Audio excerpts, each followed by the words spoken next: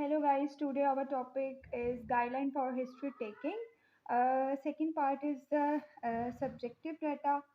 Today I will tell you what is subjective data. First of all, first thing is presenting complaint.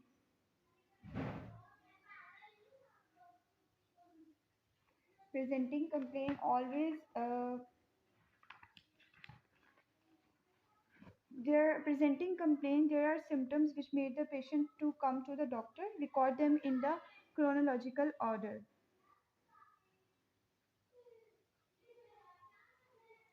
Question comes in your mind, what is chronological order? Write the symptom which develop first at the top, followed by other complaint in sequence of occurrence. For example,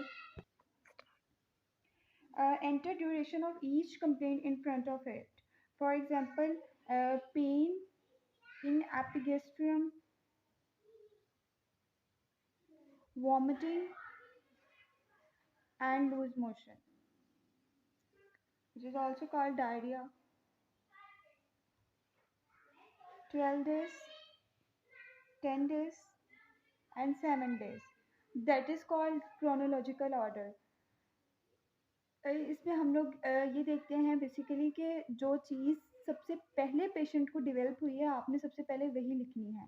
जैसे कि एक patient आया हमारे पास बुखार की सूरत में और उसको सबसे पहले जो है वो उसका वॉमिटिंग हुई है।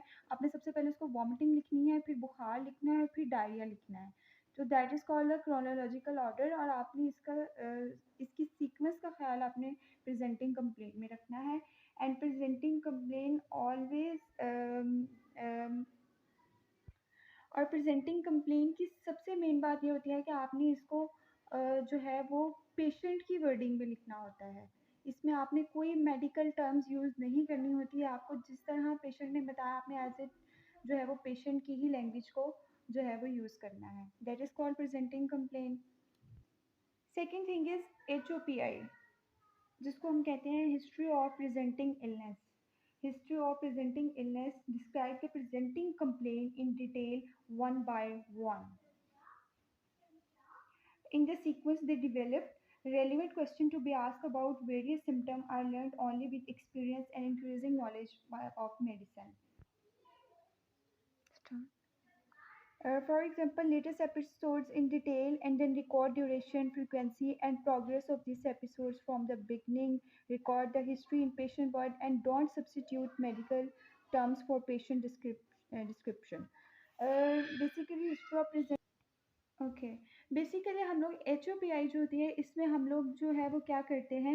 HOPI में हम लोग जो प्रेजेंटिंग कंप्लेन हुई है जिसमें हमने जस्ट उसको क्रोनोलॉजिकल ऑर्डर में बता दिया है कि पेशेंट को जो है वो पेन है एपिगेस्ट्रियम में, वॉमिटिंग है, डायरिया है।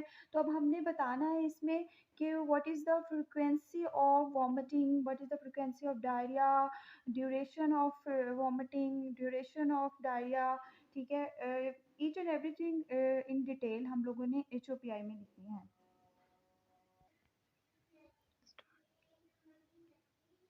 Third is past medical history, which is very mandatory in subjective data because some diseases are associated with the past medical history, like any chronic illness like hypertension, diabetes mellitus, ischemic heart disease, tuberculosis, any significant illness. तो होता ही है कि हमारे पास जो past medical history है ये हमें ज़रूर पता होनी चाहिए क्योंकि कुछ डिजीज़ ऐसी होती हैं जो हमारे पास जो पास्ट मेडिकल हिस्ट्री वाली जो होती हैं वो HOPI से रिलेट कर रही होती हैं। फॉर एग्ज़ाम्पल जैसे कि हमारे पास अगर एक पेशेंट को डायबिटीज़ है तो अगर उसको क्रॉनिक डायबिटीज़ है जो कि हमारे पास रन कर रही है 5 to 10 ईयर्स से, तो 5 to 10 ईयर्स से रन कर रही है तो फिर डायबिटीज़ की वजह से हो सकता है उसको न्यूरोपैथी हो सकती है, उसको किडनी इश्यूज हो सकते हैं। तो जिस तरह से डायबिटीज़ है उसमें न्यूरोपैथी, किडनी इश्यूज और हार्ट जो है हमारे पास हार्ट डिजीज़ हैं उनके चांसेस ज़्यादा हो जाते हैं। तो यहाँ पर हमारे पास अगर HOPI में कोई भी पेशेंट आता है जिसको कोई जो है वो नमनेस है, स्वेलिंग है, जो कोई भी कुछ इस तरह से हो रहा है तो हम इसलिए यहाँ पर हमें पता चलेगा कि हो सकता है कि वो डायबिटीज़ से रिलेट कर रहा हो। तो पास्ट मेडिकल हिस्ट्री इसीलिए बहुत ज़्यादा ज़रूरी है to diagnose the disease. And उसके बाद हमारे पास पास्ट सर्जिकल हिस्ट्री आती है कि पेशेंट के पहले कितनी सर्जरी हो चुकी हैं, ठीक है। एंड देन हमारे पास आती है सोशियो इकोनॉमिकल हिस्ट्री। देन हमारे पास आती है सोशियो इकोनॉमिकल हिस्ट्री, ठीक है। Socio economical history is very mandatory because it is important to decide how much patient will be able to afford the cost of investigation and treatment। कि अगर आप patient को prescribe कर रहे हो कोई मेडिसिन, कोई ड्रग, तो क्या वो उसको परचेज कर सकता है, क्या उसका जो इकोनॉमिकल स्टेटस वो इस तरह से है कि उसको परचेज कर सकता है। और फिर उसके बाद आपकी आती है पर्सनल हिस्ट्री। इन पर्सनल हिस्ट्री आप पूछते हैं उसका नेचर ऑफ फैमिली रिलेशन, कि उसका फैमिली के साथ रिलेशन किस तरह से है, ठीक है। और आइदर ही और शी इज़ इंट्रोवर्ट और एक्सट्रोवर्ट। एंड उसके बाद any special worries like.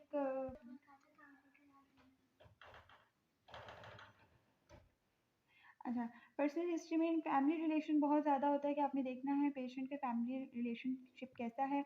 Any special worries like sleep disturbance, के पेशेंट की नींद कैसी है, पेशेंट का होम सराउंडिंग कैसा है, पेशेंट की डाइटरी डिटेल्स आपने पूछनी है कि उसका न्यूट्रिशनल स्टेटस क्या है, उसमें कोई न्यूट्रिशनल एबनॉर्मेलिटी तो नहीं है।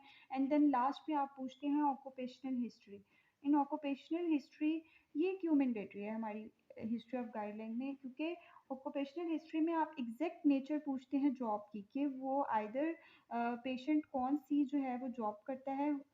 सम टाइम हमारे पास जो डिजीज़ेज होती हैं वो रिलेट कर रही होती हैं नेचर ऑफ जॉब के साथ। डिजीज़ रिलेट करती है नेचर ऑफ जॉब के साथ, किस तरह से। एग्जाम्पल हम इसमें दे सकते हैं, for example any possibility of exposure to chemical और radiation, if yes what is their nature and quantity.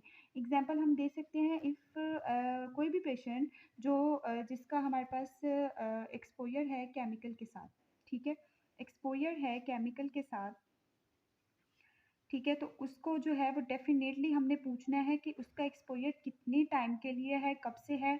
तो हम लोग यहाँ से देख सकते हैं कि आइदर उसके लंग्स में तो कोई इश्यू नहीं है, उसके लंग्स तो नहीं इफ़ेक्ट हुए जो है वो इस चीज़ की वज़ह से, ठीक है। हमने लंग्स इश्यूज़ उसमें चेक करने हैं। तो इसी तरह से ऑक्यूपेशनल हिस्ट्री।